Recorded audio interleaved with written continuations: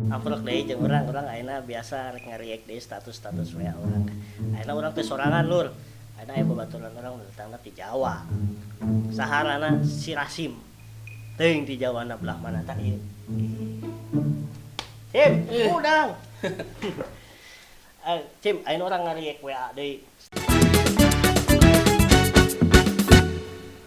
Ada loh mie goreng tapi dimasaknya nggak digoreng tapi direbus. Ternyata udah dari dulu ini kelakan mie goreng Aceh.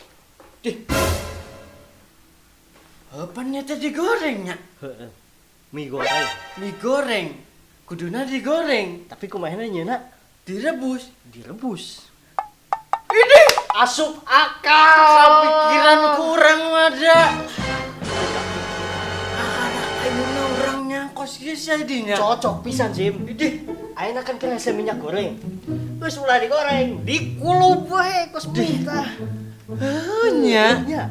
Teu olok minyak gorengnya. Kalau minyak goreng kudu ngantri segala make kartu vaksin segala rupa. Berarti kamari teh terinspirasi di dieu, ibu-ibu nu Di kamari dieu, teh. ibu-ibu anu ngomong di ditu di Heeh, nu aya demo masak nu ti Ukraina teh.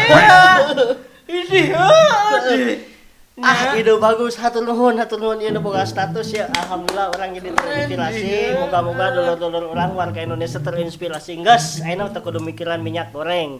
Ternyata ada makanan yang bisa digoreng tanpa digoreng.